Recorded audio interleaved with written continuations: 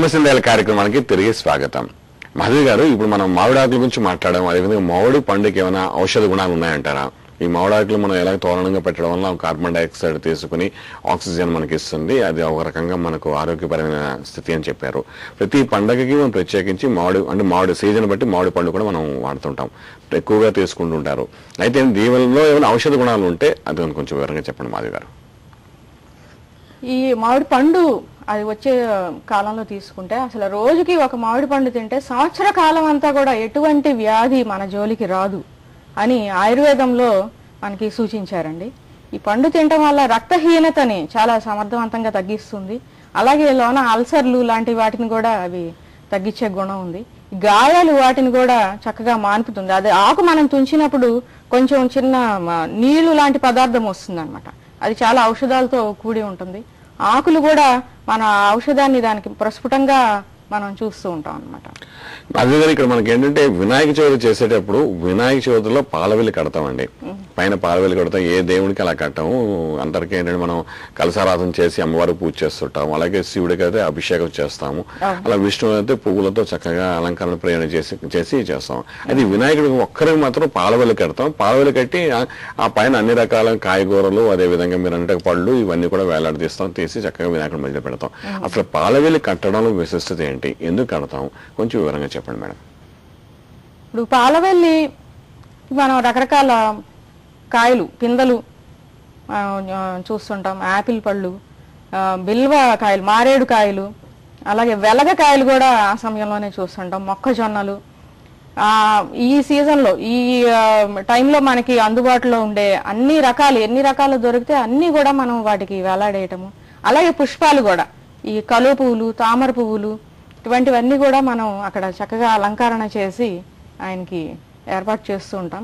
ఇది ఇక్కడ ఏం సూచిస్తుందంటే మనకి ఇప్పుడు మనం క్షీరసాగర మదన సమయంలో చూస్తూ ఉంటాం. ఆ భూమి మీద మానవుల మనుగడకి అవసరమైనవన్నీ కూడా ఆ సమయంలో మనకి అందించటం జరిగిందండి.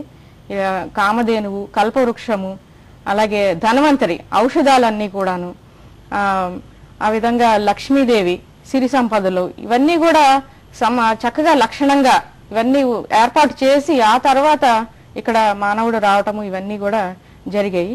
అలా కల్పవృక్షంలో చూస్తే గనక మనము ఈ దేవుడి వాహనాల్లో చూస్తూ ఉంటాము. తిరుమల వెంకటేశ్వర స్వామి వాహనాల్లో కూడా ఈ కల్పవృక్షాన్ని మనం చూస్తుంటాం. ఆ వృక్షం మీద అన్ని రకాల పళ్ళు సూచిస్తూ ఉంటాయి, ఔషధాలు కూడా దానిలో మనకి కనిపిస్తూ ఉంటాయి అన్నమాట. ఇవేంటంటే అది మనం అడిగిందల్లా ఇచ్చేది. కల్పవృక్షము అంటే ఈ మరొకటి ఏం లేదు, వృక్ష సామ్రాజ్యాన్ని అంతటినీ ఒక దగ్గర మనకి సూచించారనమాట. అవన్నీ కూడా వాటిని మనం రక్షించినప్పుడు మనకి అన్ని సస్యశ్యామలంగా చాలా సమతుల్యతతో ఉంటూ ఉంటాయి అన్నమాట పరిసరాలన్నీ కూడా.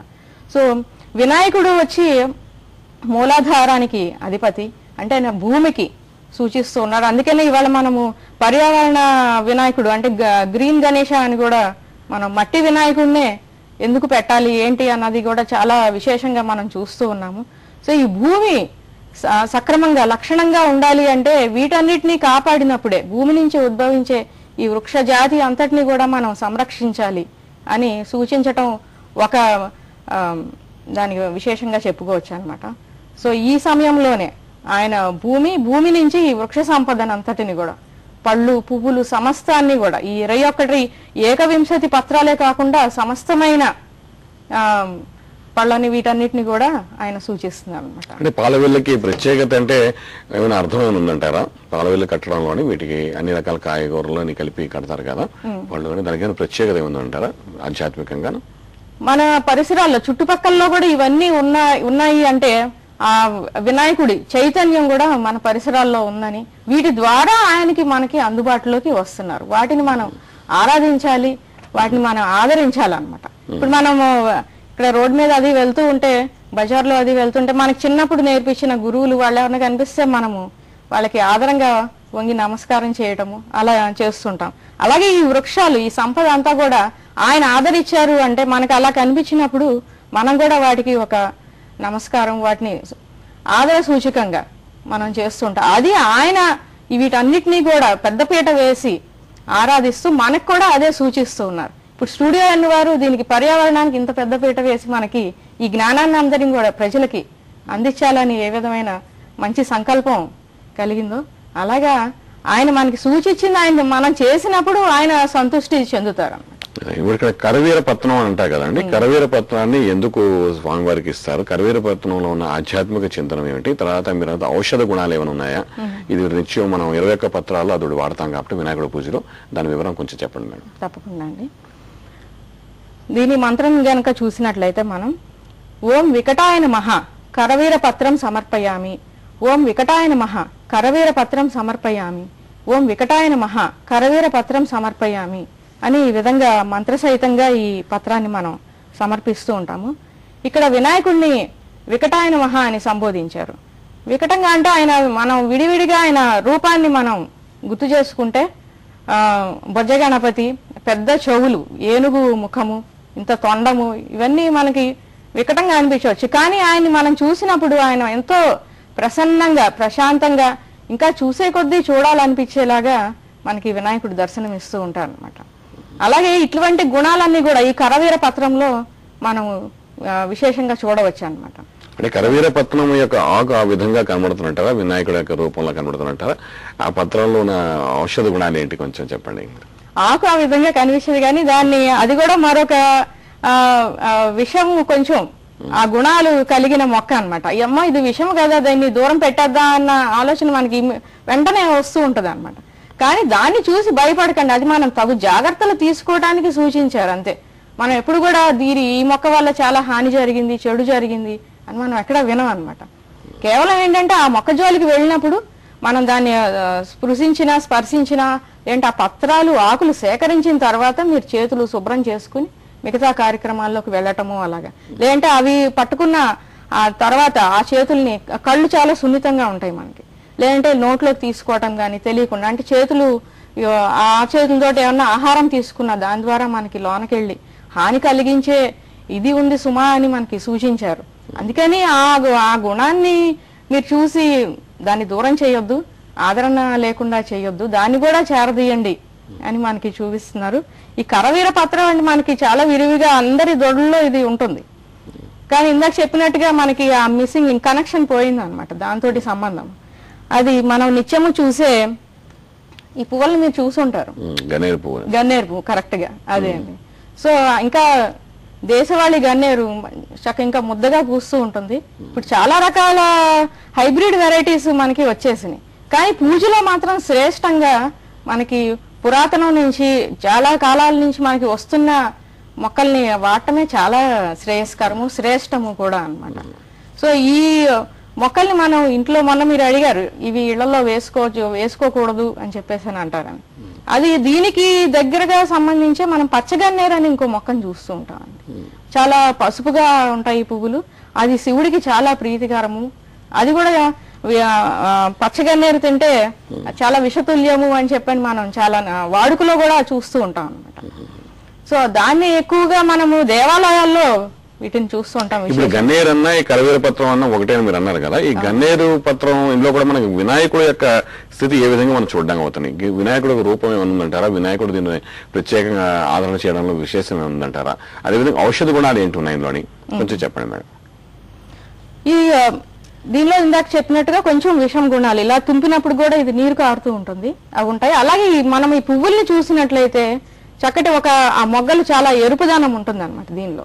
సో ఇప్పుడు మూలాధారం రంగు ఎరుపు రంగు సూచిస్తుంది, అది ఒక విధంగా మనకి దీనిలో అది ఆ రంగు చూశాక మనం ఆ స్థితికి కూడా తీసుకెళ్తుంది అనమాట ఈ మొక్క.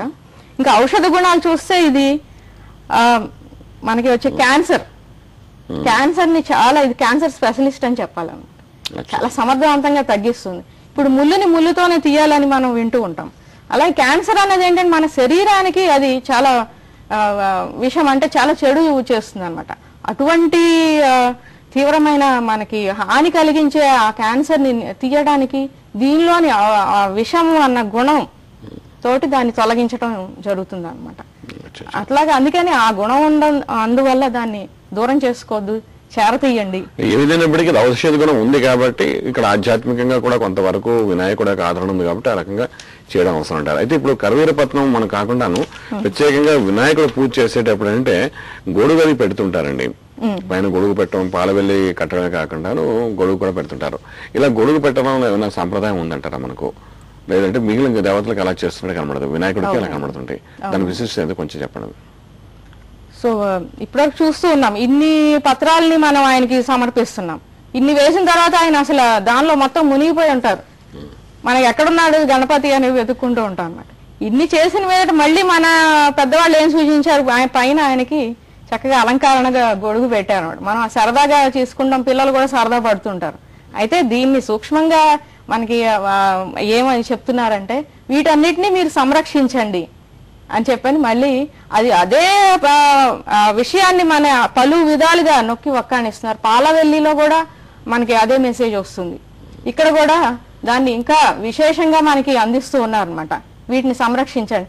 ఈ వృక్ష వంశాలని మీరు సంరక్షించినట్లయితే మన వంశ వృక్షాన్ని అది చక్కగా లక్షణంగా కాపాడుతూ ఉంటుంది. అదే వృక్షో రక్షతి రక్షిత అన్నదానికి కూడా ఇక్కడ మనం ఈ పండగ మనకి దాన్ని అందిస్తూ ఉంది. అంటే మన వంశవృక్షాన్ని మనం కాపాడుకోవడానికి వృక్ష సంపదతో వినాయకుడిని పూజ చేసుకుంటే మన వంశం పూర్తిగా కాపాడబడుతుందని చెప్పి ఒక సూచనగా మీరు అన్నట్టు అన్ని రకాల వృక్షాలని, అన్ని రకాల పళ్ళని స్వామివారికి అందించి ఆ రోజు పూజ చేయడం ఉద్దేశం అంటారంటారా? అవునండి. సరే మేడం. అయితే ఇక్కడ మాధవ్ గారు ఈ వృక్ష సంపదని స్వామివారి ఈ విధంగా చేస్తుండడము, తర్వాత మనకేంటంటే ఇన్ని చేసిన స్వామివారికి ఏంటంటే ఆ వృక్ష సంపదతో పాటు ఔషధ గుణాలు మనం చెప్పాం కదా, ఇది కాకుండా అంటే స్వామివారికి ప్రత్యేకించి పాలవెల్లి కాకుండా అన్ని ఉండ్రాలు ఇవన్నీ కూడా చేస్తుంటారు ఆయనకి ఇష్టం అని చెప్పింది. దానికి ఏమైనా విశిష్టత ఏముందంటారా? చెప్పాలి. ఇప్పుడు మనం ప్రతి సీజన్ అంటే ఈ ఒక కాలం నుంచి ఇంకో కాలానికి మార్పు చెందినప్పుడు ఈ శరీరంలో కూడా మనకి అనేక రకాల మార్పులు వస్తూ ఉంటాయి అన్నమాట. ఇప్పుడు చూడండి, ఎండాకాలం అయిపోయింది, వెంటనే ఇప్పుడు వర్షాకాలం, విరివిగా వానలు పడుతున్నాయి. మనం ఇక్కడ ఎండ చూసి ఎన్ని రోజులు అవుతుందో. అయితే ఇటువంటి వాతావరణం ఏమవుతుందంటే చుట్టుపక్కల పరిసరాలంతా పచ్చదనం చాలా ఆహ్లాదకరంగా ఉంటుంది. అయితే అదే సమయంలో వాటితో పాటు చట్టాపట్టాలు వేసుకుని ఈ జలుబులు, దగ్గులు, జ్వరాలు కూడా వచ్చేస్తాయి, మేము ఉన్నాము అని చెప్పని. అయితే ఈ పండగలో ఏంటంటే మన వాళ్ళు అన్ని రకాలుగా సకల గుణ సంపన్నంగా ఇది ఆరోగ్యపరంగాను సో అందరికీ ఒక శ్రేయస్సుని కోరి మనకి ఇచ్చారనమాట. సో ఈ పత్రాలు ఔషధ గుణాలు ఆ గాలిని పీల్చడం వల్ల వీటన్నిటికీ మనం దూరంగా ఉంటాం. అలాగే ఈ ప్రసాదాలు కూడా ప్రత్యేకంగా ఒక్కొక్క పండక్కి ఒక్కొక్క ప్రసాదాన్ని నిర్దేశించారు మన వాళ్ళు. సో ఈ కుడుములు, ఈ ఉండ్రాళ్ళు ఇవన్నీ కూడా తినటం వల్ల ఏమవుతుందంటే మన శరీరంలో వీటన్నిటిని తట్టుకునే శక్తి కూడా పెరుగుతుంది. మనం ఇవన్నీ కూడా వచ్చినా గానీ మన చుట్టుపక్కల ఉంటున్నా గానీ మనం చాలా ఆరోగ్యంగా ఉండి ప్రతినిత్యము అన్ని చేసుకోగలుగుతాం అన్నమాట. ఆ విధంగా అవి అందచేయటం జరుగుతుంది. చాలా సంతోషం అండి, చెప్పినందుకు ధన్యవాదాలండి. నమస్కారం. ఇది ఈనాటి ధర్మ సందేహాల కార్యక్రమం. రేపటి కార్యక్రమం మరిన్ని విషయాలు తెలుసుకుందాం. అంతవరకు లోక సమస్త సుఖినో భవంతు. ఓం శాంతి శాంతి శాంతి.